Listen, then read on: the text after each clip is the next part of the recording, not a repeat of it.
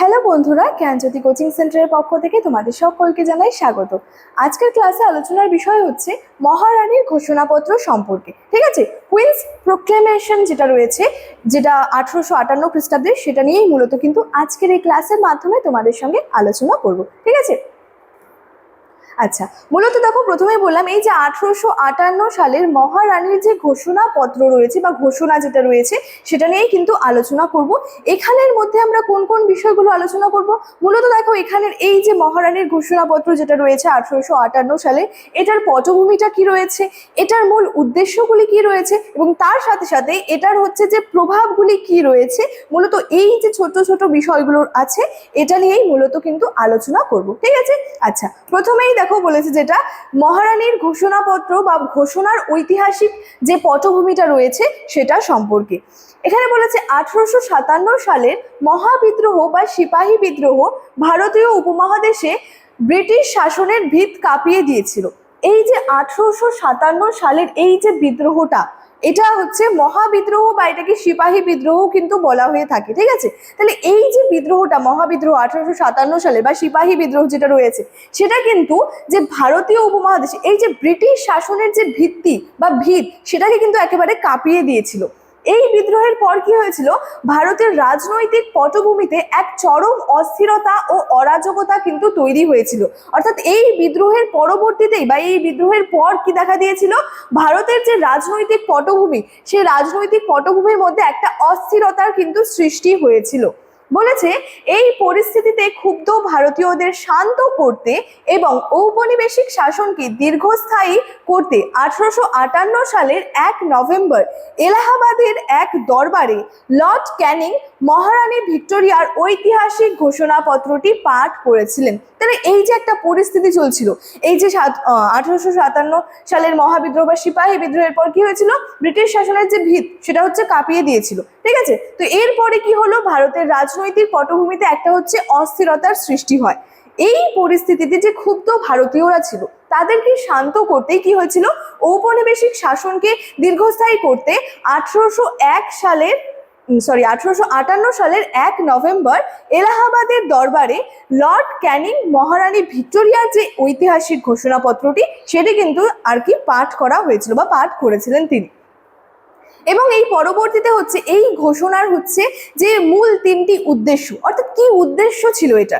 আচ্ছা, প্রথম যে উদ্দেশ্যটা ছিল সেটা ছিল হচ্ছে কোম্পানির শাসনের অবসান। অর্থাৎ এই যে ঘোষণাটা করা হলো, ঘোষণাপত্র ছিল, এটার মূল উদ্দেশ্য কি ছিল, প্রথম একটা উদ্দেশ্য ছিল কি, কোম্পানির শাসনের অবসান। অর্থাৎ কি, ভারতে ইস্ট ইন্ডিয়া কোম্পানির দীর্ঘদিনের কুশাসনের অবসান ঘটানো এবং ভারতের প্রত্যক্ষ শাসনভার সরাসরি ব্রিটিশ রাজমুকুট বা পার্লামেন্টের হাতে কিন্তু ন্যস্ত করা হয়। তার মানে এটার একটা প্রধান উদ্দেশ্য বা মূল উদ্দেশ্য কি ছিল, কোম্পানির যে শাসন চলছিল সেই শাসনের অবসান করা বা অবসান ঘটানো। দ্বিতীয় যেটা রয়েছে, দ্বিতীয় মূল উদ্দেশ্যের মধ্যে যেটা রয়েছে সেটা রয়েছে হচ্ছে ভারতীয়দের অসন্তোষ দূরীকরণ। মহাবিদ্রোহের ফলে ভারতীয়দের মনে কি হয়েছিল, ব্রিটিশ শাসনের প্রতি একটা তীব্র ক্ষোভ, এর সাথে সাথে ভয়, অনাস্থা তৈরি হয়েছিল, যেটা কি করেছিল, তা বিভিন্ন উদার আশ্বাস এবং ক্ষমার মাধ্যমে কিন্তু প্রশমিত করা হয়েছিল। তাহলে ভারতীয়দের মধ্যে যে অসন্তোষটা ছিল সেটার দূরীকরণই ছিল হচ্ছে এই ঘোষণার দ্বিতীয় উদ্দেশ্য। 3 নম্বর উদ্দেশ্যটা ছিল হচ্ছে শাসনতান্ত্রিক স্থিতিশীলতা।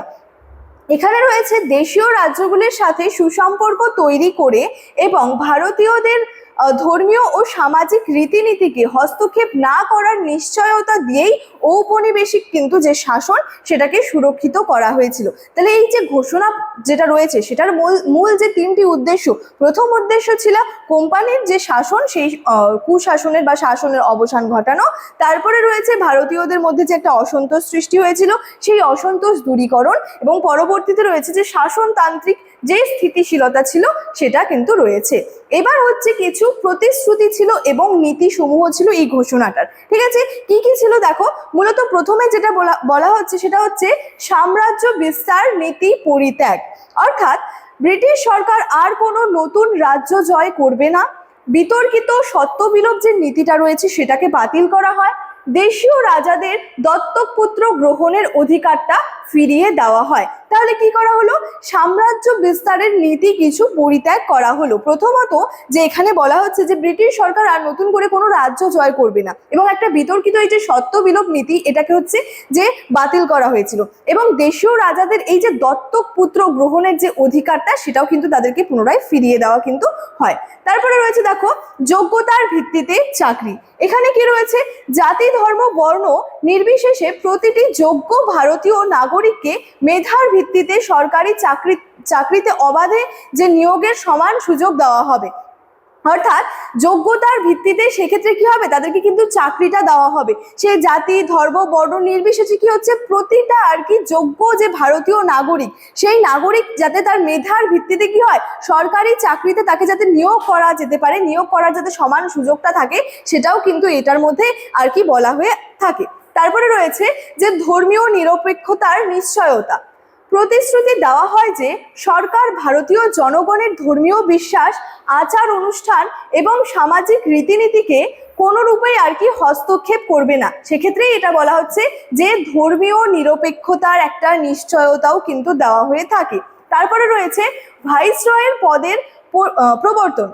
গভর্নর জেনারেলকে এখন থেকে ব্রিটিশ রাজ্যের সরাসরি প্রতিনিধি বা ভাইসরয় হিসেবে মর্যাদা দেওয়া হয়, এবং লর্ড ক্যানিং হন ভারতের প্রথম ভাইসরয়। এই জায়গাটা খুবই গুরুত্বপূর্ণ যে ভারতের প্রথম ভাইসরয় কে হয়েছিলেন কিন্তু প্রথম ভাইসরয় লর্ড ক্যানিং। ঠিক আছে, এই বিষয়গুলো কিন্তু এই যে ঘোষণাপত্রের মধ্যে যেটা রয়েছে সেটা কিন্তু খুবই গুরুত্বপূর্ণ রয়েছে।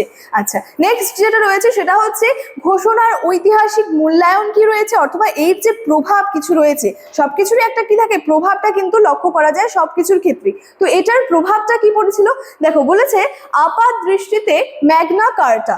বলেছে এখানে তৎকালীন বহু ভারতীয় নেতা ও বুদ্ধিজীবী এই ঘোষণাপত্রকে অত্যন্ত উদার এবং ভারতীয়দের অধিকারের সুরক্ষা কবচ বা ম্যাগনা কার্টা হিসেবে কিন্তু স্বাগত জানিয়েছেন। কেন এরকম বলা হচ্ছে যে এটাকে ম্যাগনা কার্টা কেন বলা হচ্ছে? কারণ বলছে এর মাধ্যমে কি হয়েছিল, কোম্পানির যে অপশাসনের অবসান কিন্তু আর কি ঘটিয়েছিল। অর্থাৎ এই যে সেই সময়কার তৎকালীন যে বহু ভারতীয় নেতা এবং যে বুদ্ধিজীবী রয়েছে, তারা এই ঘোষণাপত্রকে অত্যন্ত হচ্ছে উদার এবং হচ্ছে একটা সুরক্ষা কবচ বা যেটাকে ম্যাগনা কার্টা বলা হচ্ছে সেটা হিসেবে স্বাগত জানিয়েছিলেন। এই স্বাগত জানানোর কারণটা কি ছিল? কারণ হচ্ছে এর মাধ্যমে কি হলো, যে কোম্পানির যে একটা শাসন, যে অপশাসন, সেটার কিন্তু অবসান ঘটেছিল। আচ্ছা, তার সাথে সাথে এখানে রয়েছে যে বাস্তবে সুচতর রাজনৈতিক কৌশল।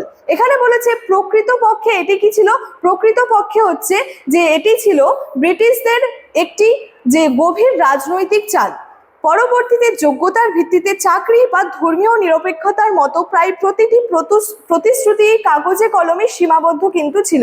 তাহলে পরবর্তীতে কি হয়, এই যে যোগ্যতার ভিত্তিতে এই যে চাকরি বা এই যে ধর্মীয় নিরপেক্ষতার মতো এই যে প্রতিশ্রুতিগুলি রয়েছে, এগুলো হচ্ছে কাগজে কলমের মাধ্যমে কি হচ্ছে সীমাবদ্ধ হয়েছিল। তবে এর মাধ্যমে কিন্তু শুরু হয় প্রত্যক্ষ যে ব্রিটিশ রাজ, সেটা কিন্তু শুরু আর কি হয়েছিল। এই যে মহারানীর ঘোষণাপত্র রয়েছে, এটা কিন্তু ইতিহাসের খুবই কিন্তু একটা গুরুত্বপূর্ণ বিষয় রয়েছে, এবং এটার মাধ্যমে আমরা কি দেখতে পাচ্ছি, অর্থাৎ এই যে আজকের ক্লাসে আলোচনা করলাম মহারানীর ঘোষণাপত্র, এই মহারানীর ঘোষণাপত্রের মধ্যে আমরা কি দেখলাম, এই যে তার পটভূমিটা কি ছিল, ঠিক আছে, তারপরে এটার যে মূল তিনটি উদ্দেশ্য কি ছিল, তারপরে এটার প্রতিশ্রুতিগুলি কি ছিল, তার সাথে সাথে এটার প্রভাবটা কতটা রয়েছে, এই সমস্ত বিষয়গুলো নিয়ে কিন্তু মূলত আজকের এই ক্লাসের মাধ্যমে তোমাদের সঙ্গে আলোচনা করলাম। ঠিক আছে, আচ্ছা, আজকের ক্লাসে আলোচনার বিষয় কিন্তু এতটাই ছিল। তবে ক্লাসটি শেষ করার আগে তোমাদেরকে একটা ছোট্ট ইনফরমেশন দিয়ে রাখি। তোমরা যারা যারা ভাবছো আমাদের সঙ্গে অনলাইনে যুক্ত হবে, তারা স্ক্রিনে দুটি নাম্বার দেখতে পাচ্ছ। এই নাম্বার দুটি হলো আমাদের জ্ঞানজ্যোতি কোচিং সেন্টারের অফিসিয়াল হেল্পলাইন নাম্বার। যে কোনো একটি নাম্বারে যোগাযোগ করে আমাদের সঙ্গে যুক্ত হয়ে যেতে পারো। চলো, আজকের ক্লাস এতটাই, দেখা হচ্ছে পরবর্তী ক্লাসে। Thank you so much, thanks for watching.